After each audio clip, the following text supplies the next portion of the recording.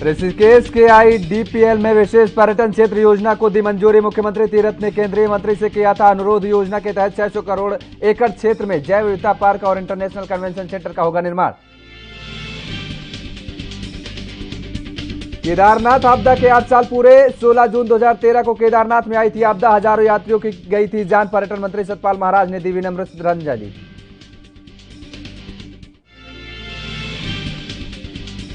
सैनिक कल्याण मंत्री गणेश जोशी ने रक्षा मंत्री राजनाथ से की मुलाकात। सैन्य धाम को आकर्षक बनाने की योजना पर हुई चर्चा। सैन्य धाम के लिए केंद्र से मिलेंगे 2 टैंक और 1 लड़ाकू विमान।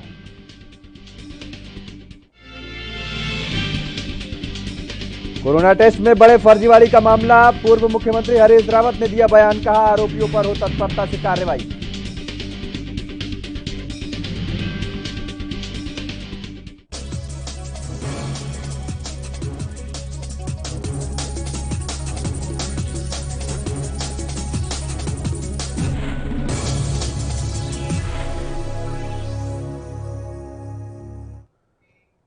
नमस्कार, आप देख रहे हैं एनबी न्यूज और मैं हूं आपके साथ योगेश पांडे। स्वागत है आपका उत्तराखंड के इस खास बुलेटिन में। खबरों का रुख कर लेते हैं। फेसबुक पर फर्जी अकाउंट बनाकर पैसों के ठगी करने के मामले तो अक्सर सामने आते ही रहते हैं और इस बार उत्तराखंड के डीजीपी अशोक कुमार के नाम से फर्जी फेसबुक आईडी बनाकर रुपए मांगने का मामला सामने आया है।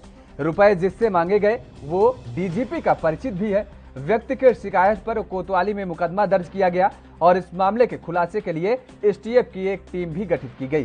फेसबुक पर दूसरे के नाम से आईडी बनाकर रुपए मांगने के अक्सर मामले सामने आते रहते हैं।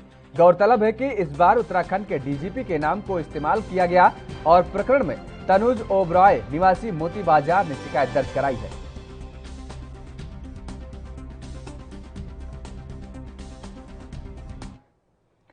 उत्तराखंड के सैनिक कल्याण मंत्री गणेश जोशी ने दिल्ली प्रवास के दौरान केंद्रीय रक्षा मंत्री राजनाथ सिंह से मुलाकात की। इस दौरान गणेश जोशी ने सैन्य धाम को भव्य और आकर्षक बनाने की योजना पर रक्षा मंत्री राजनाथ सिंह से चर्चा भी की और इसके लिए उनसे आवश्यक सहयोग मांगा। जोशी ने कहा है कि केंद्र से सैन्य धाम के लिए सेना के 2 निष्प्रयोज्य टैंक, वायुसेना का 1 लड़ाकू विमान और अन्य सैन्य साजो सामान मिलेगा। सैनिक कल्याण मंत्री ने कहा कि राज्य में एक भव्य शहीद स्मारक का निर्माण सैन्य धाम के रूप में किया जा रहा है और इसके लिए प्रत्येक शहीद के घर के आंगन की मिट्टी का निर्माण में प्रयोग किया जाएगा। उन्होंने कहा कि सैन्य धाम को न केवल शहीद स्मारक की तरह बल्कि एक आकर्षण और प्रेरणादायी पर्यटन स्थल के रूप में भी विकसित करने की योजना है।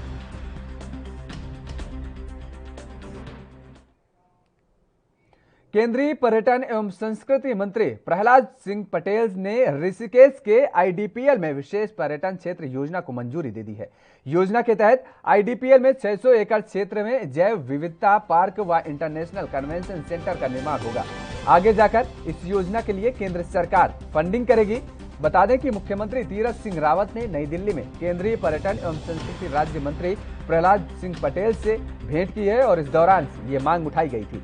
मुख्यमंत्री ने अनुरोध पर केंद्रीय पर्यटन मंत्री ने आईडीपीएल को स्पेशल टूरिज्म जोन के रूप में विकसित करने को मंजूरी दी है और इसके तहत रिजॉर्ट, होटल, वेलनेस सेंटर बनाए जाने प्रस्तावित है। केंद्रीय पर्यटन मंत्री ने राज्य सरकार के इस प्रोजेक्ट की सराहना की है। उन्होंने इसे अन्य राज्यों के लिए भी अनुकरणीय बताया और उन्होंने कहा है कि आगे जाकर इसकी फंडिंग केंद्र सरकार द्वारा की जाएगी। मुख्यमंत्री ने कहा कि प्रसाद योजना के तहत गंगोत्री व यमुनोत्री धाम में तीर्थयात्रियों की सुविधाओं को बढ़ाए जाने के लिए एक डीपीआर भी केंद्र सरकार को भेजी गई है। मुख्यमंत्री ने केंद्रीय मंत्री से प्रस्तावों को जल्द स्वीकृत किए जाने का अनुरोध किया, जिस पर केंद्रीय मंत्री ने कहा है कि अगले सप्ताह तक प्रसाद योजना में 50 करोड़ की स्वीकृति दे दी जाएगी। फिलहाल रुकते हैं एक छोटे से ब्रेक के लिए। ब्रेक के बाद फौरन हाजिर होते हैं।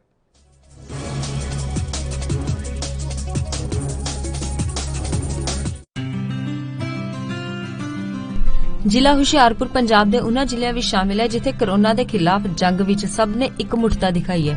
ਨਤੀਜਾ ਇਹ ਨਿਕਲਿਆ ਕਿ ਜ਼ਿਲ੍ਹੇ ਦੇ ਕਈ ਪਿੰਡਾਂ ਨੇ ਕਰੋਨਾ ਵੈਕਸੀਨੇਸ਼ਨ 100% ਦਾ ਟੀਚਾ ਹਾਸਿਲ ਕਰ ਲਿਆ ਹੈ, ਜੋ ਕਿ ਵਾਕਈ ਕਾਬਿਲੇ ਤਾਰੀਫ ਹੈ। ਦਰਅਸਲ ਪੰਜਾਬ ਦੇ ਮੁੱਖ ਮੰਤਰੀ ਕੈਪਟਨ ਅਮਰਿੰਦਰ ਸਿੰਘ ਨੇ ਟੀਕਾਕਰਨ ਨੂੰ ਲੈ ਕੇ ਇੱਕ ਲਹਿਰ ਦਾ ਆਗਾਜ਼ ਕੀਤਾ ਸੀ। ਮੁੱਖ ਮੰਤਰੀ ਦੇ ਹੁਕਮਾਂ ਅਨੁਸਾਰ ਹੁਸ਼ਿਆਰਪੁਰ ਸਮੇਤ ਪੂਰੇ ਪੰਜਾਬ ਵਿੱਚ ਸ਼ੁਰੂ ਕੀਤੀ ਗਈ ਕਰੋਨਾ ਮੁਕਤ ਪਿੰਡ ਮੁਹਿੰਮ ਨੇ ਜ਼ੋਰ ਫੜ ਲਿਆ ਹੈ। ਇਸ ਮੁਹਿੰਮ ਤਹਿਤ ਹਰ ਰੋਜ਼ ਗ੍ਰਾਮ ਪੰਚਾਇਤਾਂ ਵੱਲੋਂ ਟੀਕਾਕਰਨ ਮੁਹਿੰਮ ਨੂੰ ਸਹਿਯੋਗ ਦਿੱਤਾ ਜਾ ਰਿਹਾ ਹੈ। ਇਸ ਮੁਹਿੰਮ ਦੇ ਸ਼ੁਰੂ ਹੋਣ ਤੋਂ ਬਾਅਦ ਪਹਿਲੇ 48 ਘੰਟਿਆਂ ਵਿੱਚ ਹੀ ਜ਼ਿਲ੍ਹੇ ਦੇ 11 ਪਿੰਡਾਂ ਨੇ ਕੋਰੋਨਾ ਵੈਕਸੀਨੇਸ਼ਨ ਦੀ 100% ਦੀ ਪਹਿਲੀ ਡੋਜ਼ ਲਗਵਾ ਲਈ ਸੀ। ਇਨ੍ਹਾਂ ਪਿੰਡਾਂ ਵਿੱਚ ਹਲਕਾ ਚੱਬੇਵਾਲ ਦੇ ਪਿੰਡ ਨਵਾਂ ਜੱਟਪੁਰ, ਪੁੰਗਾ ਤੇ ਪੁੰਜ ਸ਼ਾਮਿਲ ਨੇ, ਜਦਕਿ ਮਕੇਰੀਆਂ ਦੇ ਪਿੰਡ ਨੱਥੂਵਾਲ, ਲਲੋਤਾ, ਉਲਾਹਾ, ਚੱਕੜਿਆਲ, ਪੜੋਲਿਆ ਅਤੇ ਰਾਮਗੜ੍ਹ ਸਿਕਰੀ ਨੇ ਵੀ ਫਤਿਹ ਹਾਸਲ ਕੀਤੀ ਹੈ। ਇਸ ਤੋਂ ਇਲਾਵਾ ਗੜਸ਼ੰਕਰ ਦੇ ਪਿੰਡ ਨਾਜ਼ਰਪੁਰ, ਰਾਵਲਪਿੰਡੀ ਨੇ ਵੀ ਕੋਵਿਡ-19 ਦੀ 100% ਦੀ ਡੋਜ਼ ਲਗਵਾ ਲਏ ਨੇ। ਦੂਜੇ ਪਾਸੇ ਡਿਪਟੀ ਕਮਿਸ਼ਨਰ ਅਪਨੀਤ ਰਿਆਤ ਨੇ ਵੀ ਪਿੰਡਾਂ ਦੇ ਸਰਪੰਚਾਂ ਨੂੰ ਇਸ ਉਪਲਬਧੀ ਲਈ ਵਧਾਈ ਦਿੱਤੀ ਹੈ ਤੇ ਹੋਰਨਾਂ ਪਿੰਡਾਂ ਨੂੰ ਵੀ ਆਉਣ ਵਾਲੇ ਦਿਨਾਂ 'ਚ 100% ਟੀਕਾਕਰਨ ਲਈ ਪ੍ਰੇਰਿਤ ਕੀਤਾ ਹੈ। ਉਨ੍ਹਾਂ ਦੱਸਿਆ ਕਿ ਜ਼ਿਲ੍ਹੇ ਵਿੱਚ 3,52,723 ਲੋਕਾਂ ਦਾ ਟੀਕਾਕਰਨ ਹੋ ਚੁੱਕਾ ਹੈ ਤੇ ਰੋਜ਼ਾਨਾ 5,000 ਤੋਂ ਉੱਤੇ ਲੋਕਾਂ ਦਾ ਟੀਕਾਕਰਨ ਹੋ ਰਿਹਾ ਹੈ।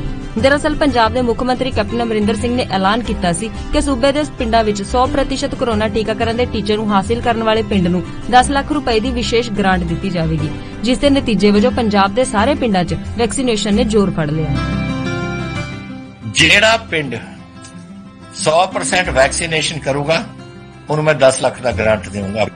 ਨੋਟ ਕਰ ਲਓ, ਜਿੰਨੇ ਵੈਕਸੀਨ, ਮੈਨੂੰ ਪਤਾ ਹੈ ਵੈਕਸੀਨੇਸ਼ਨ ਦਾ ਕੋਈ ਡਰ ਹੈ, ਪਰ ਜਦ ਆਓ ਲੱਗ ਜਾਓ ਲਾਈਨਾਂ ਦੇ ਵਿੱਚ ਔਰ ਕਰਾ ਲਓ ਆਪਣੀ ਵੈਕਸੀਨੇਸ਼ਨ ਔਰ ਤੁਹਾਡੀ ਗ੍ਰਾਂਟ ਮੈਂ ਦੇ ਦੂੰਗਾ। ਜੋ ਕੁਝ ਤੁਸੀਂ ਆਪਣੇ ਪਿੰਡ 'ਚ ਕਰਾਉਣਾ ਤੁਸੀਂ ਕਰਾ ਲਓ। ਜ਼ਿਕਰਯੋਗ ਹੈ ਕਿ ਪੰਜਾਬ ਦੀ ਕੈਪਟਨ ਅਮਰਿੰਦਰ ਸਿੰਘ ਸਰਕਾਰ ਵਾਇਰਸ ਦੀ ਸ਼ੁਰੂਆਤ ਤੋਂ ਹੀ ਅਲਰਟ ਮੋਡ ਤੇ ਸੀ, ਜਿਸ ਦਾ ਨਤੀਜਾ ਇਹ ਨਿਕਲਿਆ ਕਿ ਅੱਜ ਪੰਜਾਬ ਦੇ ਵਿੱਚ ਕੋਰੋਨਾ ਦੇ ਕੇਸ ਘੱਟ ਤੇ ਹਸਪਤਾਲਾਂ 'ਚ ਸਹੂਲਤਾਂ ਜ਼ਿਆਦਾ ਨੇ।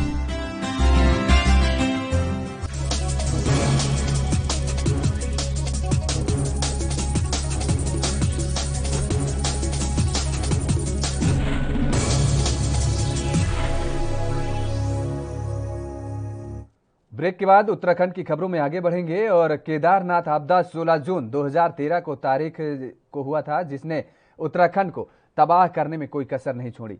आसमानी आफत ने केदार घाटी समेत पूरे उत्तराखंड में बर्बादी के वो निशान छोड़े जिन्हें अब तक नहीं मिटाया जा सका। आपदा को आज वर्ष बीत चुके हैं। पर्यटन मंत्री सतपाल महाराज ने कहा कि आज ही के दिन श्री केदारनाथ धाम में आई भीषण प्राकृतिक आपदा में अनेक तीर्थयात्री मारे गए थे। मेरी तथा उत्तराखंड के समस्त निवासियों की ओर से उन सभी को विनम्र श्रद्धांजलि।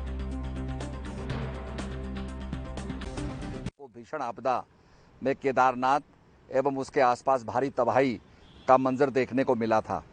इस दौरान जान माल का भारी नुकसान हुआ था। आपदा में अनेक लोग हताहत हुए थे।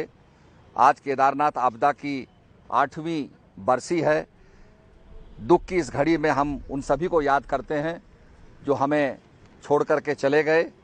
मैं उन सभी हुतात्माओं को नमन करता हूं और उनके परिवार वालों के साथ मेरी हार्दिक सहानुभूति है। इस हृदय विदारक त्रासदी से हमें सबक लेना चाहिए। अनावश्यक प्रकृति का दोहन जो है वो ठीक नहीं है। अगर हम ज़्यादा प्रकृति को एक्सप्लॉइट करेंगे तो इस प्रकार का जो श्राप का वातावरण है, इस प्रकार जो त्रासदी का मंजर है, हमें देखने को मिलेगा। इसलिए धार्मिक आचरण करते हुए प्रकृति का दोहन ना करें और 2013 की त्रासदी से सबक लें, यही मेरा। उधर हरिद्वार में महाकुंभ के दौरान कोरोना टेस्ट को लेकर एक बड़े फर्जीवाड़े का मामला इस समय तूल पकड़े हुए है और जिसको लेकर नेताओं की बयानबाजी का दौर जारी है। और अब पूर्व मुख्यमंत्री हरीश रावत ने कहा है कि विभागीय जांच में यह फर्जीवाड़ा सामने आया है और इससे पहले इसी तरीके का फर्जीवाड़ा रुद्रपुर में सामने आया है। उन्होंने कहा कि फर्जीवाड़ा उत्तराखंड का स्वभाव नहीं है। ये कौन लोग हैं जो हमारे राज्य को कलंकित कर रहे हैं? ऐसे लोगों को खिलाफ सख्त कार्रवाई होनी चाहिए। हरीश रावत ने कहा कि मैं तीरथ सिंह रावत जी से आग्रह करूंगा कि तत्परता से कठोर कार्रवाई प्रारंभ करें।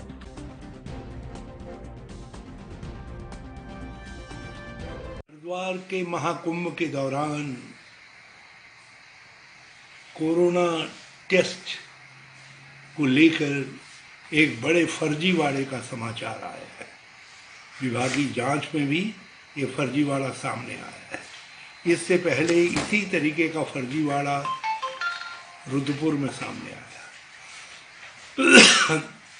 फर्जीवाड़ा उत्तराखंड का स्वभाव नहीं। ये कौन लोग हैं जो हमारे राज्य को कलंकित कर रहे हैं? ऐसे लोगों के खिलाफ सख्त कार्रवाई होनी चाहिए और मैं तीरथ सिंह जी से आग्रह करूंगा कि तत्परता से। उत्तराखंड हाईकोर्ट ने बुधवार को प्रदेश की बदहाल स्वास्थ्य व्यवस्था और चार धाम यात्रा को लेकर दायर जनहित याचिकाओं की सुनवाई की। कोर्ट ने चार धाम मामले में कहा है कि सरकार यदि यात्रा शुरू करती है तो नीतिगत निर्णय ले और मेडिकल इंतजाम करे। कोविड-19 महामारी की रोकथाम में राज्य सरकार के प्रबंधों को लेकर एक जनहित याचिका पर न्यायालय में बुधवार को सुनवाई हुई। राज्य सरकार ने अदालत के सामने अपना पक्ष रखा। बता दें कि न्यायालय चार धाम के कपाट खुलने के समय कोविड-19 महामारी की गाइडलाइन का कायदे से पालन न होने पर अपनी नाराजगी जाहिर कर चुका है। कोर्ट में मामले होने की वजह से ही सोमवार को प्रदेश सरकार ने चार धाम यात्रा खोलने को लेकर अपने कदम पीछे खींचे, वरना सरकार ने चमोली, रुद्रप्रयाग और उत्तरकाशी के स्थानीय लोगों के लिए अपने अपने जिलों में स्थित बद्रीनाथ, केदारनाथ, गंगोत्री व यमुनोत्री धाम के सशर्ते दर्शन की अनुमति दे दी थी। सभी यात्रियों के लिए RT-PCR निगेटिव टेस्ट रिपोर्ट अनिवार्य की गई थी।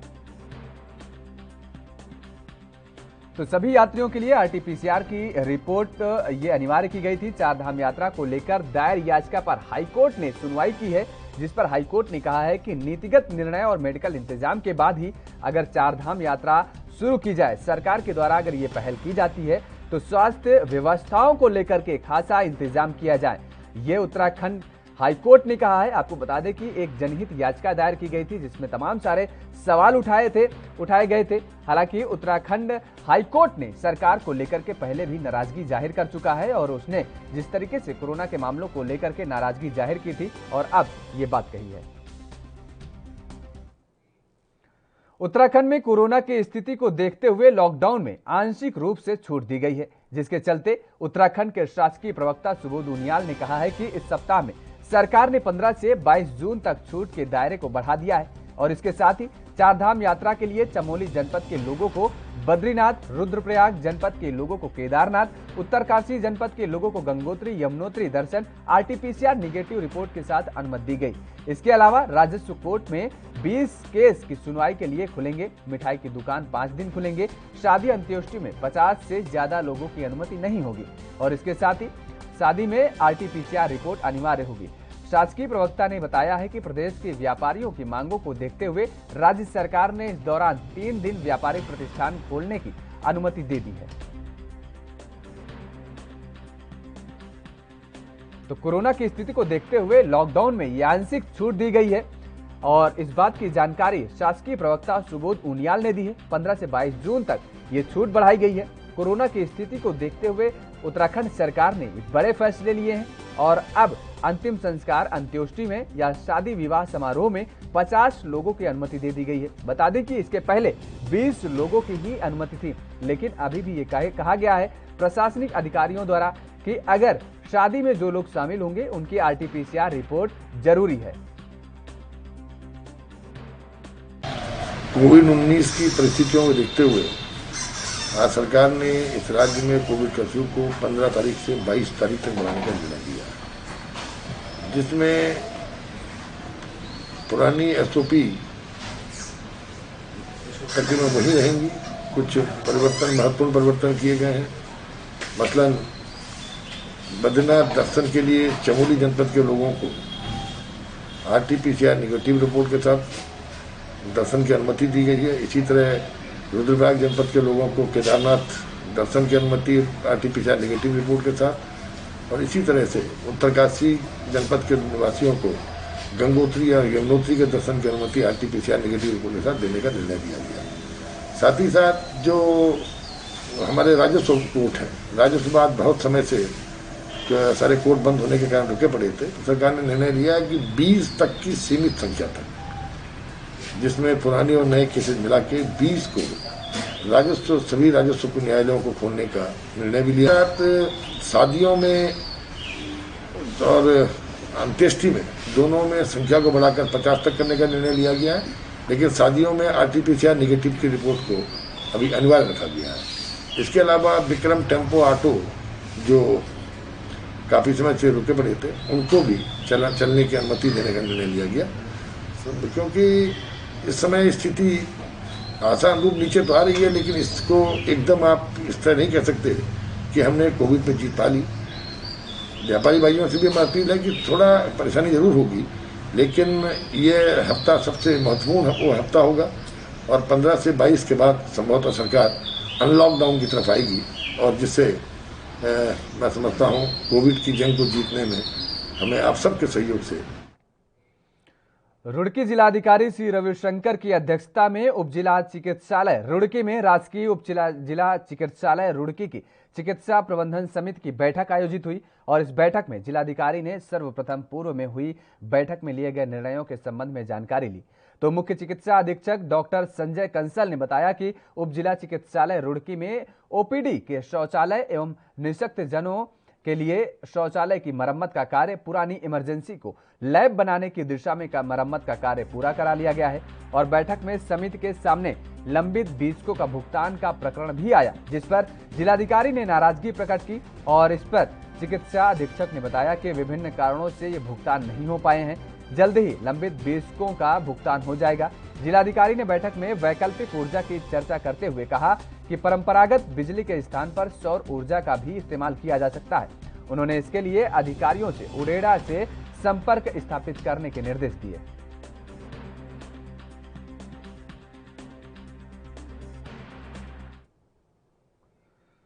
देवस्थानम बोर्ड के विरोध में केदारनाथ धाम में तीर्थ पुरोहितों का धरना 7वें दिन भी जारी है। तीर्थ पुरोहितों ने कहा कि जब तक देवस्थानम बोर्ड को भंग नहीं किया जाता, उनका यह आंदोलन लगातार जारी रहेगा। मंदिर परिसर में धरना देते हुए तीर्थ पुरोहितों ने कहा कि पिछले साल प्रदेश सरकार ने बिना बातचीत व सुझाव के बोर्ड गठित किया था, जिसका वे पुरजोर विरोध करते हैं।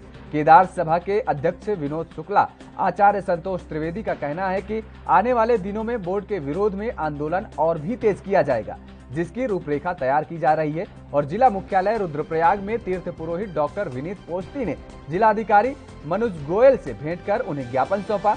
उन्होंने केदारनाथ धाम के तीर्थ पुरोहितों के हकूकों का संरक्षण व बोर्ड के भंग करने की मांग की है। बता दें कि गंगोत्री और यमुनोत्री धाम में देवस्थानम बोर्ड के खिलाफ आंदोलनरत तीर्थ पुरोहितों ने सामूहिक उपवास रखकर विरोध जताया है और इस दौरान तीर्थ पुरोहितों ने राज्य सरकार के 4 धाम यात्रा शुरू करने के फैसले पर भी यू टर्न लेने पर भी सवाल उठाए हैं।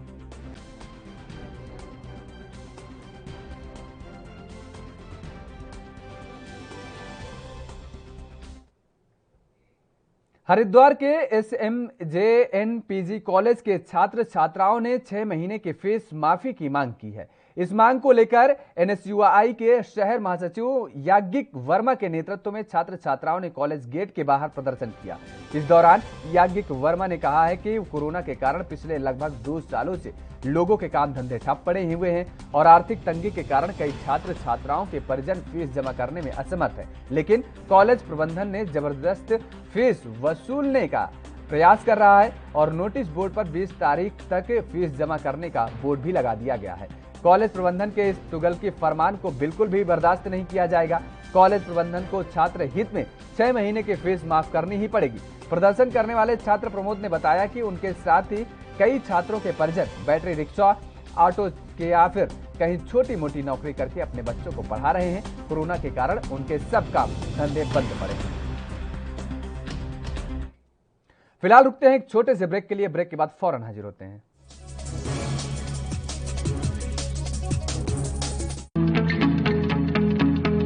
पूरा देश इस ਵੇਲੇ ਕੋਰੋਨਾ ਦੇ ਨਾਲ ਜੰਗ ਲੜ ਰਿਹਾ ਹੈ ਤੇ ਪੰਜਾਬ ਵੀ ਇਸ ਜੰਗ ਦੇ ਵਿੱਚ ਸ਼ਾਮਿਲ ਹੈ।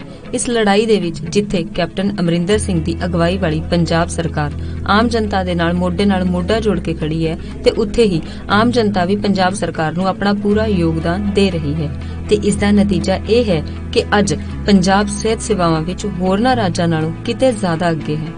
ਇਸ ਦਾ ਇੱਕ ਸਭ ਤੋਂ ਵੱਡਾ ਉਦਾਹਰਣ ਫਤਿਹ ਕਿੱਟ ਹੈ ਜੋ ਕਿ ਸਿਹਤ ਵਿਭਾਗ ਵੱਲੋਂ ਸਮੇਂ ਸਿਰ ਲੋਕਾਂ ਤੱਕ ਪਹੁੰਚਾਈ ਜਾ ਰਹੀ ਹੈ। ਮੇਰੀ ਥੋੜੇ ਦਿਨ ਪਹਿਲਾਂ ਕੋਵਿਡ ਦੀ ਰਿਪੋਰਟ ਪੋਜ਼ਿਟਿਵ ਆਈ ਸੀ ਤੇ ਅੱਜ ਮੈਨੂੰ ਫਤਿਹ ਕਿੱਟ ਹੈਲਥ ਡਿਪਾਰਟਮੈਂਟ ਵੱਲੋਂ ਪ੍ਰੋਵਾਈਡ ਕੀਤੀ ਗਈ ਹੈ ਜਿਹਦੇ ਵਿੱਚ ਕੀ ਜ਼ਰੂਰਤ ਦੀਆਂ ਸਾਰੀਆਂ ਦਵਾਈਆਂ ਨੇ। ਮੈਂ ਪੰਜਾਬ ਸਰਕਾਰ ਦਾ ਇਸ ਵਾਸਤੇ ਬਹੁਤ-ਬਹੁਤ ਧੰਨਵਾਦ ਕਰਦੀ ਹਾਂ। ਦਰਅਸਲ ਇਸ ਕਿੱਟ ਵਿੱਚ ਮਰੀਜ਼ ਦੇ ਇਲਾਜ ਲਈ ਉਹ ਸਾਰੀਆਂ ਦਵਾਈਆਂ ਅਤੇ ਉਪਕਰਨ ਸ਼ਾਮਿਲ ਨੇ ਜਿਸ ਦੇ ਨਾਲ ਮਰੀਜ਼ ਘਰ 'ਚ ਰਹਿ ਕੇ ਹੀ ਕੋਰੋਨਾ ਨੂੰ ਮਾਤ ਦੇ ਸਕਦਾ ਹੈ। ਇਸ ਫਤਿਹ ਕਿੱਟ ਵਿੱਚ 18 ਚੀਜ਼ਾਂ ਸ਼ਾਮਿਲ ਨੇ ਜਿਸ ਵਿੱਚ digital thermometer, steamer, finger tip pulse oximeter, vitamin C, Limcee, zinc ਦੀਆਂ ਗੋਲੀਆਂ, vitamin D3 capsule, Ayush Kwath, Dolo ਅਤੇ ਹੋਰ ਦਵਾਈਆਂ ਸ਼ਾਮਿਲ ਨੇ। ਕੋਈ ਪੀੜਤ ਵੀ ਜਦੋਂ ਫੋਨ ਕਰਦਾ ਹੈ ਤਾਂ ਸਿਹਤ ਮਹਿਕਮੇ ਦੇ ਕਰਮਚਾਰੀ ਉਸ ਨੂੰ ਘਰ ਜਾ ਕੇ ਫਤਿਹ ਕਿੱਟ ਮੁਹੱਈਆ ਕਰਵਾਉਂਦੇ ਨੇ। ਉਹਨਾਂ ਦੇ ਜਿਹੜੇ ਮਰੀਜ਼ ਪੋਜ਼ਿਟਿਵ ਆਉਂਦੇ ਨੇ ਉਹਨਾਂ ਨੂੰ ਇੱਥੋਂ ਟਰੂ ਕਾਰਨਰ ਤੋਂ ਕਿੱਟ ਇਸ਼ੂ ਹੁੰਦੀ ਹੈ।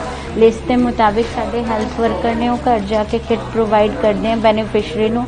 ਇਸ ਕਿੱਟ ਵਿੱਚ ਕਰੋਨਾ ਦੇ ਲਈ ਜਿਹੜੇ ਮਰੀਜ਼ ਨੂੰ ਸਮਾਨ ਦਵਾਈਆਂ ਦੀ ਜ਼ਰੂਰਤ ਹੈ ਉਹ ਸਾਰੀ ਦਿੱਤੀ ਗਈ ਹੈ। ਦਰਅਸਲ ਹੋਮ ਕੁਆਰੰਟਾਈਨ ਮਰੀਜ਼ਾਂ ਲਈ ਫਤਿਹ ਕਿੱਟ ਵਰਦਾਨ ਸਾਬਤ ਹੋ ਰਹੀ ਹੈ ਤੇ ਇਨ੍ਹਾਂ ਕਿੱਟਾਂ ਦਾ ਹੀ ਨਤੀਜਾ ਹੈ ਕਿ ਅੱਜ ਪੰਜਾਬ ਕੋਰੋਨਾ ਦੇ ਖਿਲਾਫ ਜੰਗ ਵਿੱਚ ਕਿਤੇ ਹੀ ਅੱਗੇ ਨਿਕਲ ਚੁੱਕਾ ਹੈ। ਲਾਜ਼ਮੀ ਤੌਰ ਤੇ ਪੰਜਾਬ ਫਤਿਹ ਕਿੱਟ ਨਾਲ ਵੀ ਇੱਕ ਦਿਨ ਜ਼ਰੂਰ ਕੋਰੋਨਾ ਤੇ ਫਤਿਹ ਪਾਏਗਾ।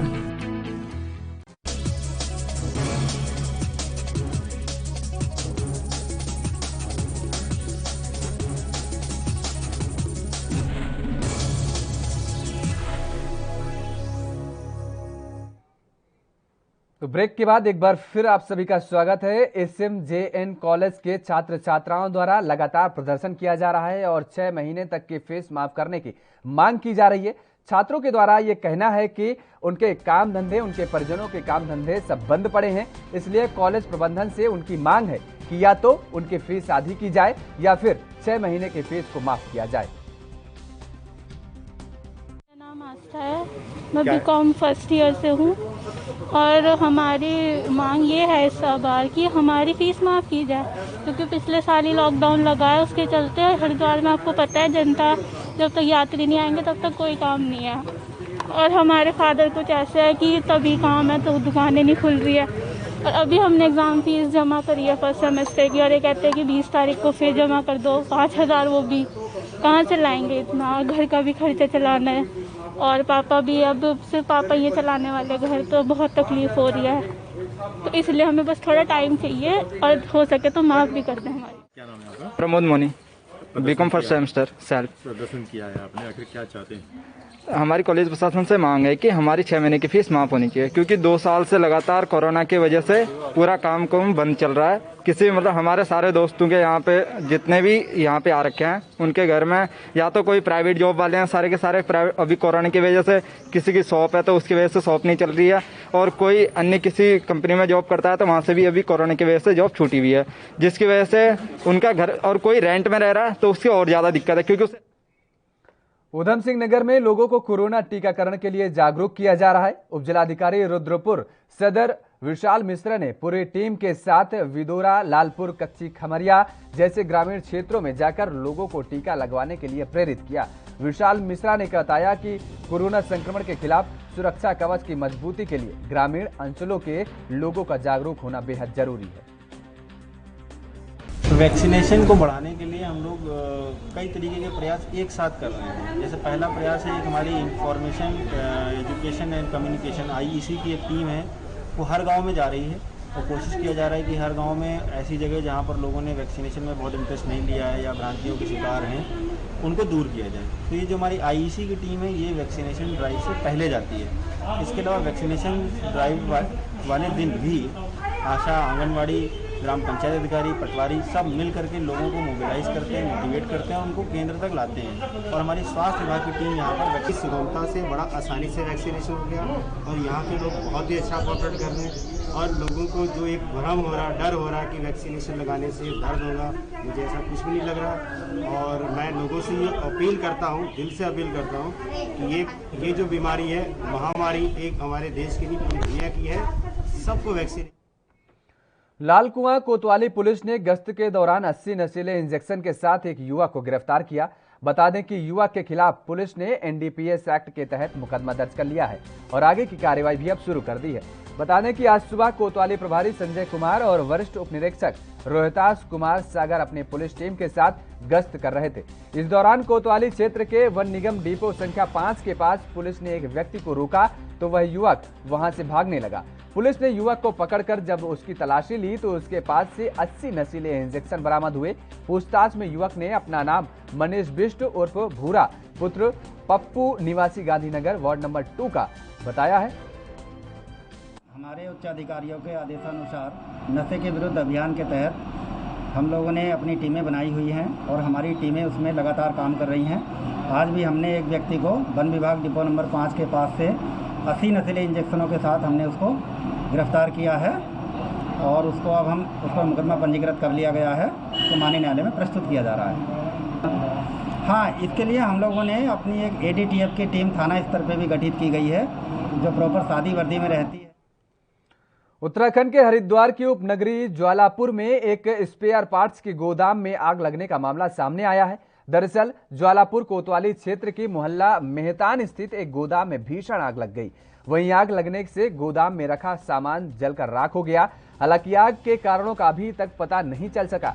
वहीं सूचना पर मौके पर पहुंची दमकल विभाग की गाड़ियों ने कड़ी मशक्कत के बाद आग पर काबू पा लिया। गनीमत रही कि इस हादसे में किसी भी प्रकार की जनहानि की कोई सूचना नहीं आई है।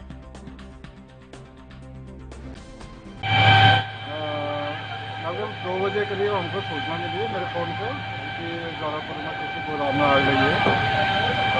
तुरंत मूवमेंट से 2 गाड़ी हमने मूवमेंट करा दिया था और खुद मैं भी यहाँ उन्हीं के साथ पहुँचा था।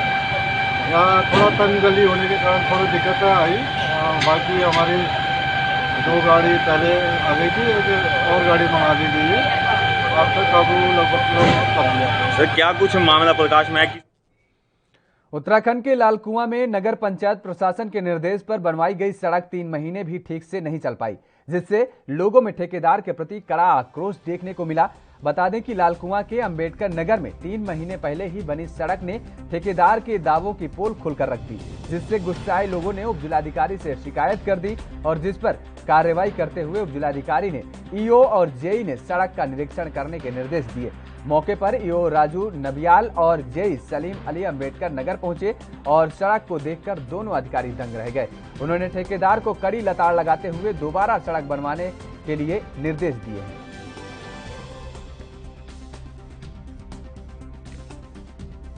ये लालकुआं वार्ड नंबर 1 में एक रोड बनी हुई है, जो ये रावत जी की चाय की दुकान से लेकर बेंदर के घर तक बनी हुई रोड ये नगर पंचायत द्वारा बनाई गई है, जिसको लगभग 3.5 महीने हो गए हैं। 3.5 महीने में ये अभी बारिश भी नहीं आई है, रेता निकल गया पूरा। ये हम तो प्रशासन से जांच का ये मांग करते हैं कि इसकी तुरंत जांच बैठाई जाए, जो भी इसके खिलाफ जो भी कार्रवाई हो तुरंत इसकी कार्रवाई की जाए। जो ठेकेदार इसका लाइसेंस निरस्त किया जाए, इसकी जो सिक्योरिटी यहाँ जमा उसको जब्त करके दोबारा इसको रोड की कार्रवाई होनी चाहिए। किया गया है भाई, इसमें तो जांच का विषय है, इसमें जांच की जाए कि कितना माल पड़ा है, क्या पड़ा है, ये तो जांच करने में पता चलेगा कि सरकारी पैसे, जनता के पैसे दुरुपयोग, जनता के पैसे, सरकारी पैसे जो दुरुपयोग हो रहा है लालकुआं नगर पंचायत में, ये इस तरह इसको नगर पंचायत योग को भी देखना चाहिए, चेयरमैन साहब को देखना चाहिए, सभासदों को देखना चाहिए। बाकी नहीं देख रहे अलग बात है, जनता तो उठाएगी इस मुद्दे को। उत्तराखंड के इस खास बुलेटिन में फिलहाल इतना ही। बाकी खबरों के लिए आप देखते रहिए ANB न्यूज।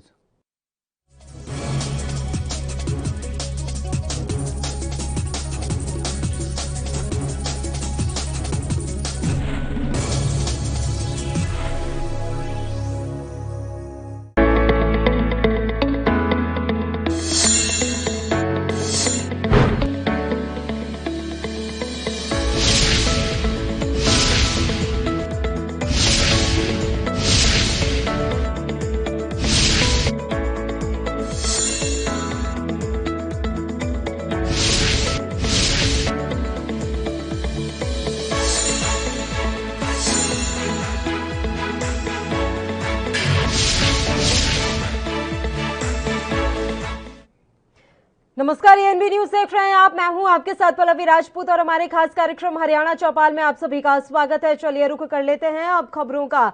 हरियाणा के स्वास्थ्य मंत्री अनिल विज ने राज्य के नागरिक अस्पतालों, प्राथमिक स्वास्थ्य केंद्रों, सामुदायिक स्वास्थ्य केंद्रों के साथ साथ सब सेंटरों में स्वच्छता पखवाड़े की शुरुआत की है। यह स्वच्छता पखवाड़ा 15 जून से 30 जून तक चलेगा। इस अवसर पर वीडियो कॉन्फ्रेंसिंग के माध्यम से विज ने राज्य के सभी सिविल सर्जनों से बातचीत की और जरूरी दिशा निर्देश भी दिए। विज ने कहा कि आज हमने स्वच्छता पखवाड़े की शुरुआत की है, लेकिन हमें इसे अपने जीवन में नित्य अपनाना चाहिए। उन्होंने कहा कि हम इस खतरनाक संक्रामक बीमारी कोरोना की दूसरी लहर से बाहर निकल रहे हैं, इसलिए हमें सभी PHC, CHC और अस्पतालों को साफ करना होगा और इस दौरान अपने अपने संस्थान का रूप निखारना होगा।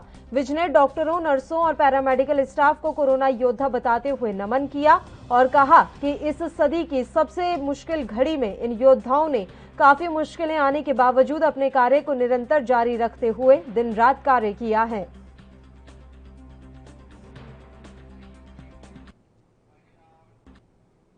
हाल ही में कांग्रेस नेता भूपेंद्र सिंह हुड्डा ने अपने बयान में कहा था कि कुमारी शैलजा को राजकीय पद से हटाया जाए।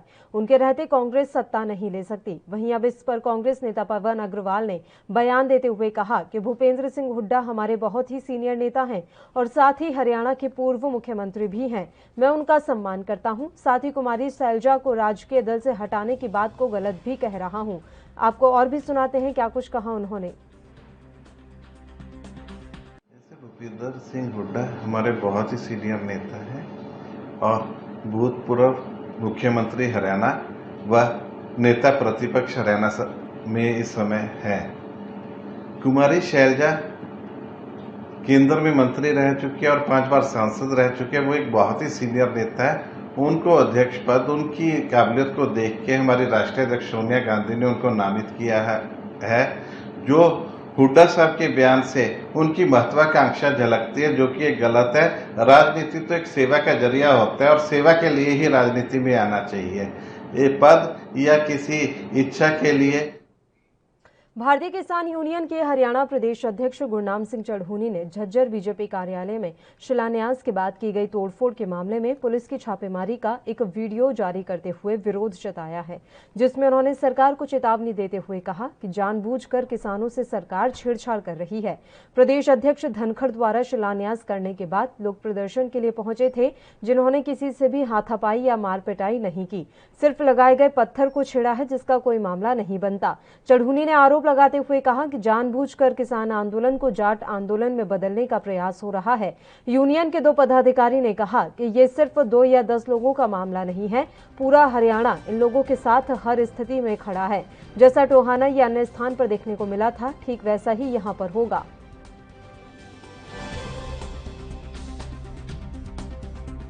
हरियाणा की सरकार जानबूझकर किसानों से छेड़खानी कर रही है।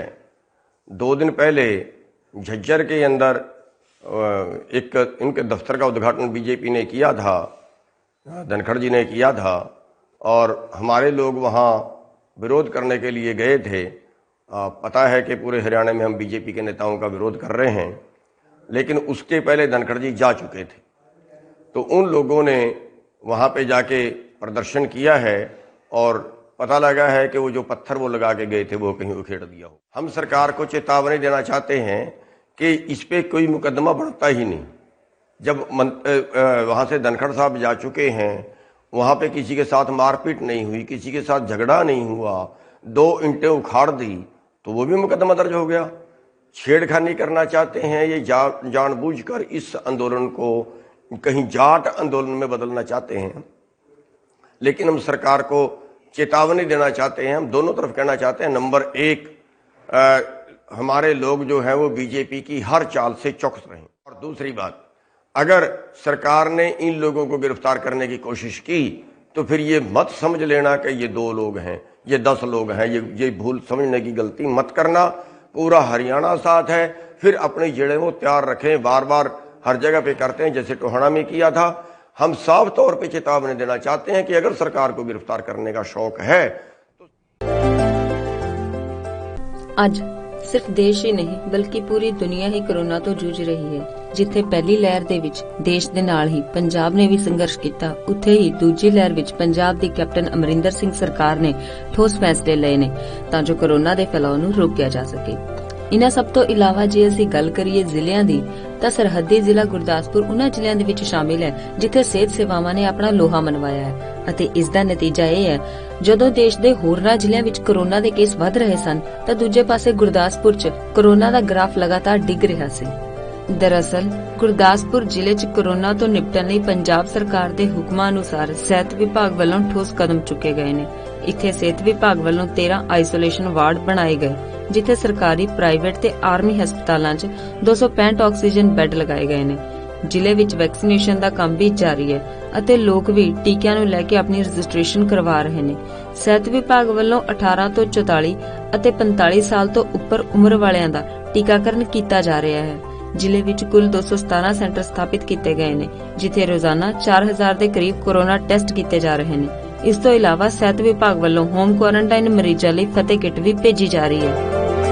ਨੇ ਬੇਸਿਕ ਇਨਵੈਸਟੀਗੇਸ਼ਨਸ ਆ, ਬੇਸਿਕ ਟੈਸਟ ਜਿਹਦੇ ਵਿੱਚ RBS, BP, ਸੈਚੂਰੇਸ਼ਨ, ਟੈਂਪਰੇਚਰ ਵਗੈਰਾ ਚੈੱਕ ਕਰਦੇ ਆ ਤੇ ਉਹ ਕਰਕੇ ਜੇ ਤੇ ਪੇਸ਼ੈਂਟ ਜਿਹੜਾ ਉਹ ਫਿੱਟ ਆ ਹੋਮ ਆਈਸੋਲੇਸ਼ਨ ਵਾਸਤੇ, ਉਹ ਬਿਲਕੁਲ ਸਹੀ ਆ, ਤੇ ਉਹਨੂੰ ਅਸੀਂ ਉੱਥੋਂ ਹੀ ਜਾਂ ਗਵਰਨਮੈਂਟ ਆਫ ਪੰਜਾਬ ਵੱਲੋਂ ਜਿਹੜੀ ਫਤਿਹ ਕਿੱਟ ਹੈ ਉਹ ਅਸੀਂ ਉੱਥੋਂ ਹੀ ਜਾਰੀ ਕਰ ਦਿੰਦੇ ਹਾਂ।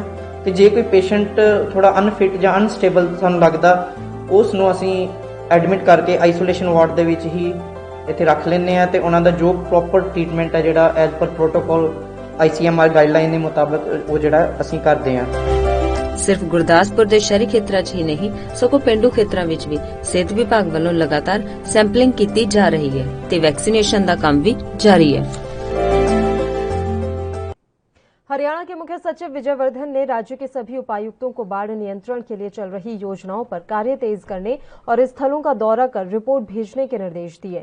उन्होंने शहर और ग्रामीण क्षेत्र के ड्रेनों की सफाई और अन्य बाढ़ नियंत्रण उपायों पर 25 जून तक कार्य पूरा करने के निर्देश दिए। उन्होंने कहा कि बरसाती पानी की निकासी के लिए किसी भी क्षेत्र में पंपों की कमी नहीं होनी चाहिए। प्रत्येक जिला अधिकारी अस्थायी बिजली कनेक्शन समय पर लेना सुनिश्चित करें ताकि आवश्यकता पड़ने पर किसी प्रकार की समस्या न आए। उन्होंने कहा कि सभी पंप सेट काम करने की स्थिति में हो और स्थायी और अस्थायी पंप लगाने के स्थान चिन्हित किए जाएं।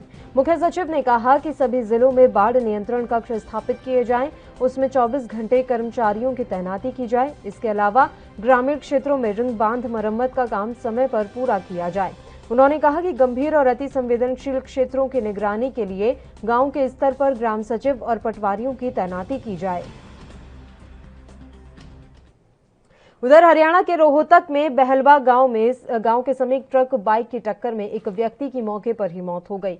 वहीं मामले में बहलवा गांव के ग्रामीणों ने शव को सड़क पर रखकर रोहतक हिसार मार्ग पर जाम लगा दिया। ग्रामीणों ने लगभग 1 घंटे के करीब रोड को जाम कर दिया, जिससे सड़क के दोनों ओर वाहनों की लंबी कतारें लग गईं। इस दौरान ग्रामीणों ने बताया कि मेन रोड से बहलवा की तरफ जाने के लिए ना कोई कट है, ना ही कोई ब्रेकर है, जिससे हर 5-6 दिन बाद सड़क हादसे में लोगों की मौत हो जाती है। उन्होंने कहा, प्रशासन को नींद से जगाने के लिए हमने रोड जाम किया है और तब तक रोड जाम नहीं खोलेंगे जब तक हमारी समस्या का समाधान नहीं हो जाता। ये बड़ा गाँव का रोहतास, तो गाँव वाले की ये मांग थी भाई यहाँ ब्रेकर, तो DGM से बात होगी है, उन्हें परसों तक ही कहा भाई जो छोटे वाले ब्रेकर है ना 8-7 इकट्ठे होते हैं वो बनवा देंगे। हाँ, तो गाँव वाले संतुष्ट हैं। हाँ, तो उन्होंने अपने भेज दी है डेड हाउस और फटाफट पोस्टमार्टम करा हवाले करते हैं। एक्सीडेंट हो रहा होता है, आज भी मेरा काका एक्सीडेंट हुआ है, लाश पड़ी हुई, और लाश तब उठाएंगे जब यहाँ पे हमारा समाधान हो लेगा। क्या समाधान? वही वहाँ से गाड़ी आती है, वो नहीं तो गाड़ी दिखती है, ये लंबे 3 किलोमीटर वहाँ आते हैं, उधर से गाड़ी तेज आती रही। कट देख लो, एक बार एक कट दिखा, गाँव का मेन रोड है ये, इसमें सब बुरा हाल है। बग्गी भी तो रोज एक्सीडेंट होते हैं, इसलिए जाम लगा रखा है। क्या मांग है आपकी? हमारी मांग यह है, जब रास्ता चौड़ा हो वहाँ लग के रुख कटे और बढ़िया तरह 2-3 ब्रेकर बनाए जाएं, 2 साइड 2 इस साइड, 2-2-3 होते हैं ब्रेकर। ये घटना किस टाइम की है? ये घटना अभी की है, 10 दिन पहले भी हुई थी घटना, और वही मेरा काका था। हरियाणा के उप मुख्यमंत्री दुष्यंत चौटाला ने कहा कि हरियाणा देश का पहला राज्य बन गया है जहां भवन और अन्य निर्माण कार्यों से जुड़े रजिस्टर्ड मजदूरों को उनकी योजनाओं का लाभ फर्स्ट इन फर्स्ट आउट के आधार पर मिलेगा। हरियाणा भवन एवं अन्य सन्निर्माण कर्मकार कल्याण बोर्ड की तरफ से तैयार किया गया सेंट्रल प्रोसेसिंग सिस्टम का सॉफ्टवेयर मजदूरों के कल्याण में मील का पत्थर साबित होगा।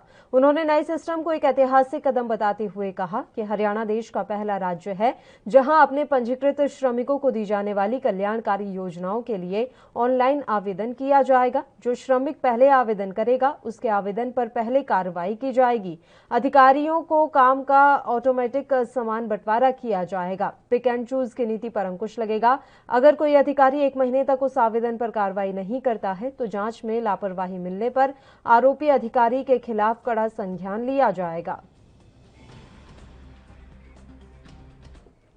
बुलेटिन में खबरों का सिलसिला लगातार यूं ही जारी रहेगा। एक छोटे से ब्रेक के लिए हम यहां रुक रहे हैं, फौरन हाजिर होंगे।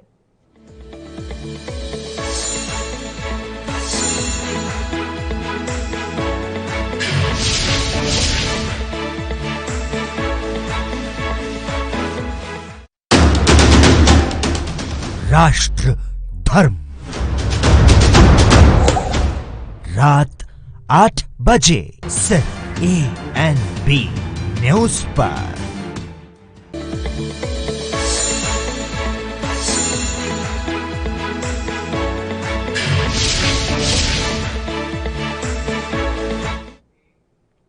ब्रेक के बाद एक बार फिर से आप सभी का स्वागत है। बढ़ते हैं खबरों की ओर। हरियाणा पुलिस ने कैथल जिले में एक अंतर्राज्यीय नशा तस्कर को गिरफ्तार कर उसके कब्जे से करीब 30 लाख रुपए की 21 किलो अफीम बरामद की है। हरियाणा पुलिस के प्रवक्ता ने जानकारी देते हुए बताया कि पुलिस की टीम ने विश्वसनीय सूचना पर कार्रवाई करते हुए एक घर में छापेमारी कर मादक पदार्थ जब्त किया। गिरफ्तार आरोपी की पहचान महमूदपुर निवासी गुरप्रीत सिंह उर्फ प्रीत के रूप में हुई है। प्रारंभिक जांच में पता चला है कि गिरफ्तार आरोपी बिहार से अफीम खरीद कर लाता था और गोहला चीका इलाके और पंजाब में अधिक कीमत पर इसकी सप्लाई करता था। आरोपी 2 चचेरे भाई भी 91 किलो अफीम तस्करी के एक मामले में उत्तर प्रदेश के फतेहपुर जिले में बंद हैं। हरियाणा के रोहतक जिले के चुलियाना गांव के पास एक दिल दहला देने वाली घटना सामने आई है। चुलियाना डीगल रोड पर एक महिला की हत्या का ऐसा मामला सामने आया है जिसकी जांच 2 जिलों की पुलिस कर रही है। महिला का सिर झज्जर पुलिस के पास है तो धड़ रोहतक पुलिस के कब्जे में है। फिलहाल पुलिस ने मामले की जांच शुरू कर दी है। वहीं झज्जर पुलिस ने महिला के सिर को 72 घंटे के लिए सिविल अस्पताल झज्जर में पहचान कराने के लिए रखवा दिया है। दरअसल मामला बीती शाम का है जब चुलियाना गांव के ग्रामीणों ने पुलिस को सूचना दी थी कि सड़क पर एक महिला का कटा हुआ सिर पड़ा है। सूचना पर झज्जर जिले की दुजाना थाना की पुलिस मौके पर पहुंची और सिर को अपने साथ ले गई। रात होने की वजह से छानबीन नहीं हुई, लेकिन सुबह एक महिला का धड़ भी रोहतक जिले के क्षेत्र में झाड़ियों में पड़ा हुआ मिला। इसकी सूचना पर आईएमटी थाना पुलिस मौके पर पहुंची और जांच के लिए एफएसएल टीम को भी मौके पर बुलाया गया।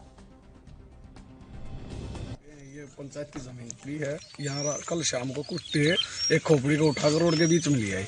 हम खेतों में घूमने आए हुए थे, मैंने देखा तो हमने पुलिस को कॉल की। झज्जर पुलिस आ गई थी। झज्जर पुलिस ने वो खोपड़ी को देखा। रात ज़्यादा हो गई थी, रात को सर्च तो कर नहीं पाए, वो खोपड़ी को ले गए। सुबह फिर आए, सर्च किया यहाँ तो लेडीज़ के अंडरगारमेंट्स वगैरह, कपड़े वगैरह, बाल वगैरह पड़े मिले। यहाँ हड्डी वड्डी उसकी खा रखी थी, कुत्तों ने अलग अलग बिखरी पड़ी है। एक और भी खोपड़ी मिली है, वो और पुरानी दिख रही है। पुलिस वो उसको सर्च कर रही है। पता नहीं इसमें क्या मामला है, वो तो पुलिस वाले बताएंगे, वो तफ्तीश कर रहे हैं। इसमें हमने सूचना दे दी थी पुलिस को। फॉरेंसिक टीम यहाँ आई है और हमने पूरी गहनता से इसका जो पूरे एरिया को हमने अच्छे से इसका जांच की है। पूरा जो सीन ऑफ क्राइम है इसको अच्छे से एक्सप्लोर किया है। तो इसमें जो बॉडी पार्ट्स हैं जगह जगह मिले। तो कितनी बॉडी आई है अब तक सामने? उधर हरियाणा के नूंह जिले के वार्ड नंबर 3 में बस स्टैंड के पास अवैध रूप से फर्जी ड्राइविंग लाइसेंस, फर्जी गाड़ी रजिस्ट्रेशन नंबर और फर्जी गाड़ी के परमिट बनाने का गोरख धंधा बड़े पैमाने पर किया जा रहा था, जिसकी शिकायत मुख्यमंत्री उड़नदस्ते को मिली। जिसके बाद सूबे सिंह मुख्यमंत्री के नेतृत्व में उड़नदस्ता रेवाड़ी की टीम ने छापा मारकर भारी मात्रा में सामान बरामद किया। साथ ही मौके से 2 युवकों को भी गिरफ्तार किया गया।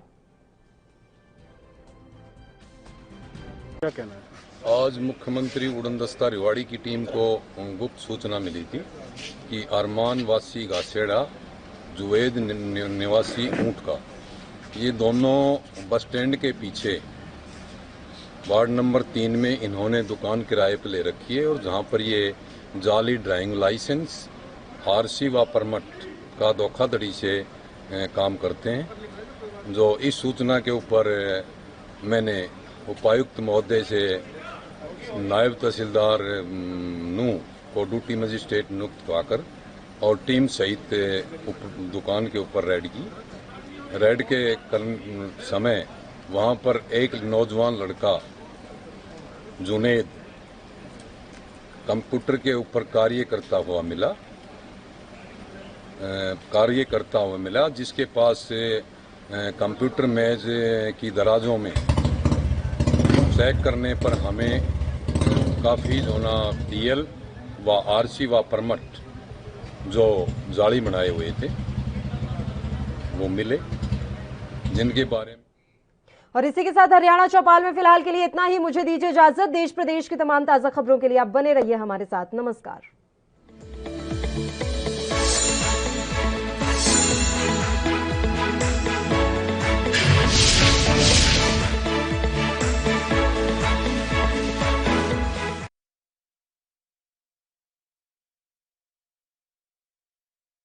क्या आप दुबले, पतले, कमजोर हैं?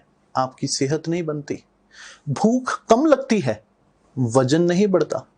दरअसल मेन बात खाना पीना खाना नहीं है, मेन बात है खाया पिया पूरी तरह से शरीर पर लगना। और अगर खाया पिया पूरी तरह से शरीर पर लगेगा नहीं तो आपकी सेहत बनेगी कैसे।